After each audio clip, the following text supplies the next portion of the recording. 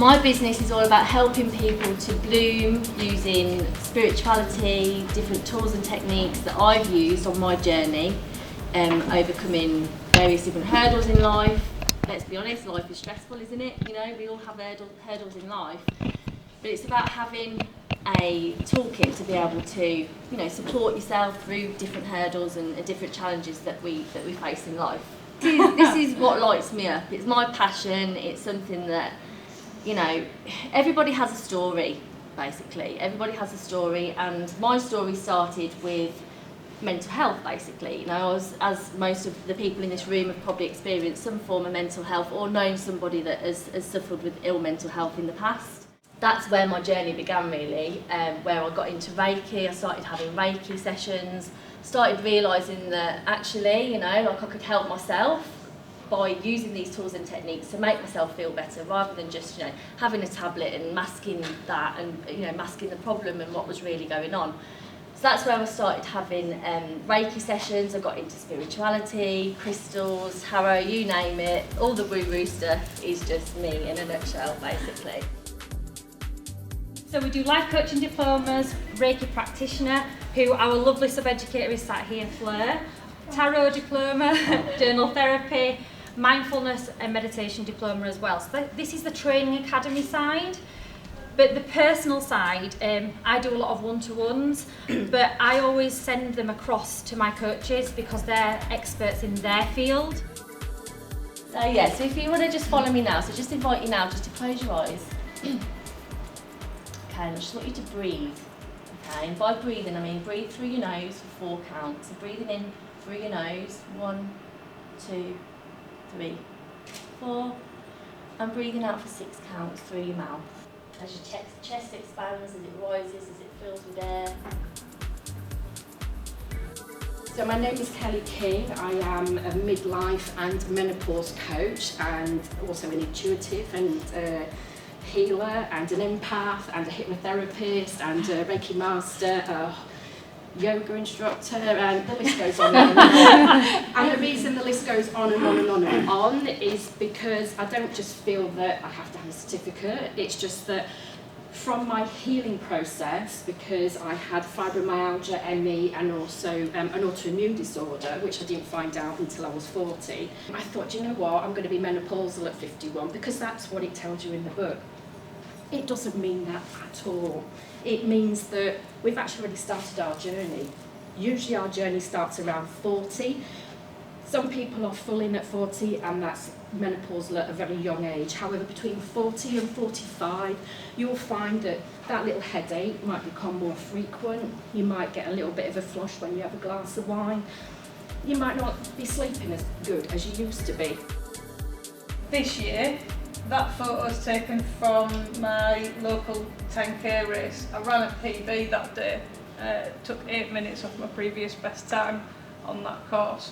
But that all again was to do with fuel and to do with mindset, and developing the belief that I could actually do it.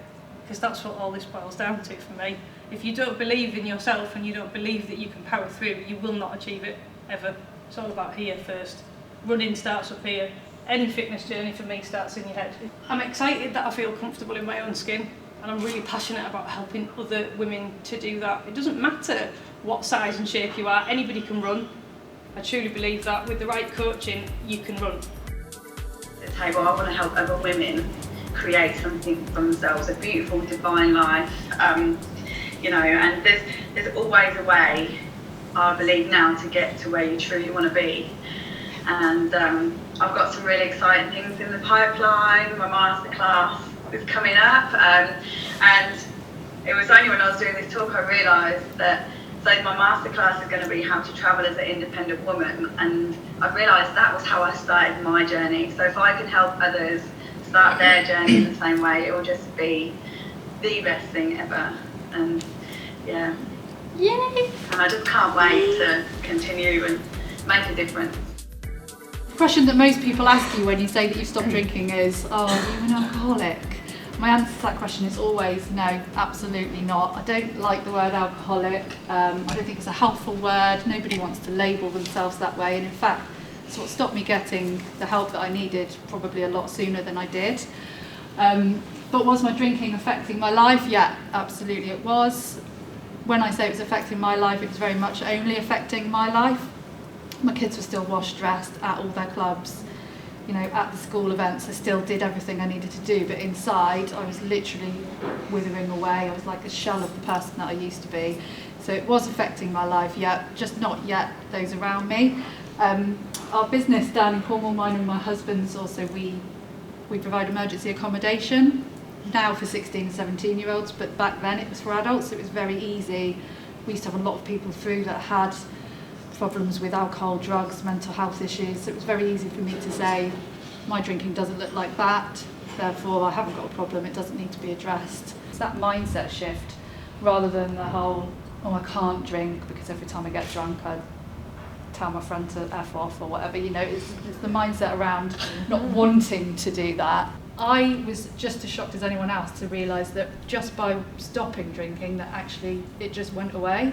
I mean, I still get the odd panic attack every now and again, don't we all, but it's gone from being something that, like, I couldn't even drive somewhere on my own because I'd start having a panic attack if I was driving. I used to think I was going to kill the kids in the car and stuff. It was really quite bad.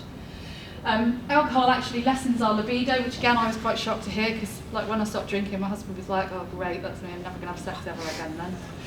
You know, you think it takes away your inhibitions and makes you a bit more frisky and stuff like that, but actually I enjoy sex so much more since I've stopped drinking, mainly because I can remember it now. And it interferes with our sleep patterns and causes insomnia. So hi, I'm Melanie Dizzy, and I'm the leader of the OMG Fabulous movement. I'm on a mission to help women feel fab on the inside and out. I help women who are feeling a bit flat or a bit stuck to prioritise themselves and put themselves on their to-do list with the hope of getting them to the top. That's the aim. Self-discovery is something that I'm a big advocate of as a bit of learning addict myself, but as with everything there has to be balance, otherwise there can be drawbacks. So I'm going to take you on a roller coaster, a whistle-stop tour of my roller coaster of life. Think Nemesis. We're not talking about Rita, there's not enough loops in that one. We're going to go a few times, but I'm just going to share some of those with you today, okay? And my hope is that I will then be able to share with you a thought process and some tools that you might be able to use when you're feeling a bit flat or a bit stuck. How does that sound? Fabulous. Good. What's once lit you up no longer does. I'm going to let you in on a little secret. It's okay to pivot. It's okay to change your mind, and it's okay to try new things. If your heart isn't sparkling, then that's a big warning sign from your intuition to pay attention. Sorry, I'm usually okay.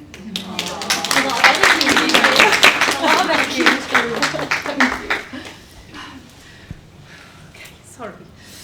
Ah, dearie me. Despite the positive pregnancy test and the high HCG level, there was no baby on the scan. Sent home with the hope it would pass naturally, but my pain increased, so they said, due to threat of life, I had to have surgery. And what should have been a 45-minute operation turned into a 3-hour one. Self-injected me, my right tube removed, and we learned that my left one was twisted. So we were potentially in for a bit of a bumpy ride on our quest to extend our family. I'm thrilled to announce that Amelia May was born after our first cycle of IVF. We're so lucky. She's amazing. The Clarity Circle method that I've created takes you from a place of lack to complete belief, and it takes you through personal development to professional development, because you have to look at yourself first. I have so many people that come to me and go, oh, I want to be a life coach, and I'm like, okay then, so you know, what's going on in your subconscious mind? Let's have a look at your beliefs and values. What's your vision? What's your reason why? Where are you going within your life? I go, well, I don't know, I just like the title. I'm like, yeah, it ain't gonna work like that, kid. It ain't gonna wash. And I'm so lucky that I'm on my 4th cohort now, and it has been incredible, and I can now see the difference each week when I show up, and I always say to the coaches, she's been working on beliefs. The difference that people and the change that is in them is incredible from looking within. It's nothing I've done, I've just said, here is the tools, it's up to you to use them. And that's what's so important. You can lead a horse to water, but you can't make them drink it. So just a little bit about my story. I started out as a solopreneur 15 years ago. And I say solopreneur because when you are an entrepreneur, you're pretty much on your own. It's a solo gig. You know, it's not easy. You know, you're by yourself. And, you know, when I was, I think I was 18 and a half, I set up a cleaning business. Then I've had a facilities management. I mean, there's so many things I could tell you. But what I realised is that my self-worth played a huge role in that, of my own success. Because if I didn't believe in myself, what would happen is I would go straight into burnout. So I'd be trying to do everything for everybody all the time, but what I believed in myself was the thing that stopped me. So the minute that I started working on myself and my mindset changed everything. Just a little bit about our retreats first. We are wellbeing retreats. We hold space for women so far. We're having our first men's one on the 11th to 14th of November. Which we're really excited about. All in all, it is like quite a deep spiritual healing journey that we take the girls on, the ladies on, the girls, we're all girls really, aren't we? Yeah. So we're really working on self-love all the time, you know, that we all need to do like continuously. And that's something that I've definitely had to work on a lot myself as well with my journey, which I'll tell you about in a second. But obviously, Sophie's journey is all like an incredible story, but she does nutrition, and you're going to tell about the food a little bit. Yeah. So I take I'm the chef on the retreats, but I take the nutrition side of things. I've had a quite dramatic journey through health, which has brought me to this point. It's how I've met Leanne, and although it was absolutely horrendous at the time, I wouldn't be here standing talking to you all if I'd not been through it, so I have to be thankful for that. But I try, on this retreat, we juiced for 2 days to start, which didn't go down too well with someone that weren't really prepared for that. But in the evenings we had raw food. That's after so a few big glasses of salads. wine. Yeah, we let them have wine on the last night. Yeah, and I try and feed everybody. It's all plant-based. This just from the learning of my own experience, and we try and stick to a more alkaline diet, because life's full of like toxicity, whether it be from the environment or what you eat.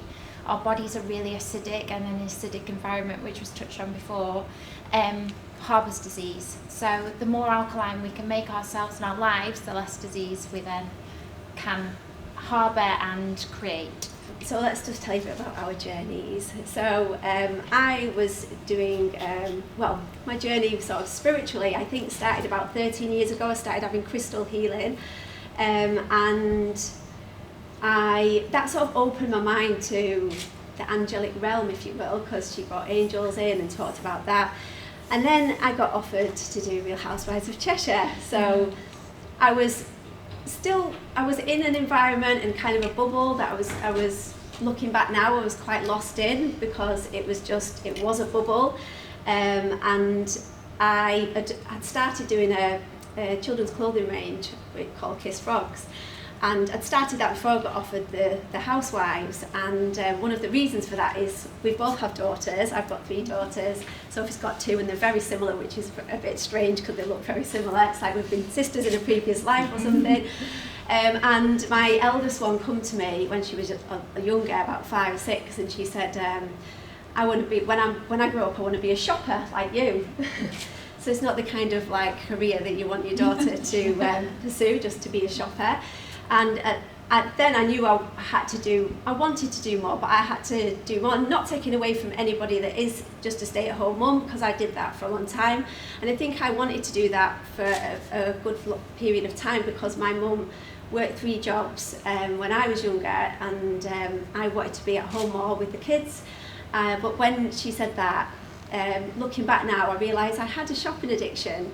I was buying things and I was comparing myself to everybody else in the WAG world and that environment, because I wanted the next bag before anyone else had it. And you know, Harvey Nichols was my second home, do you know what I mean? And I had all these things in my wardrobe, and I'm ashamed to say, like, a lot of them had labels on still, and it wasn't about the things. It was I was trying to fill a hole that couldn't be filled from objects and material things. So 4.5 years ago, I got rushed into hospital with really acute abdominal pain during one night. It was on the 20th of March.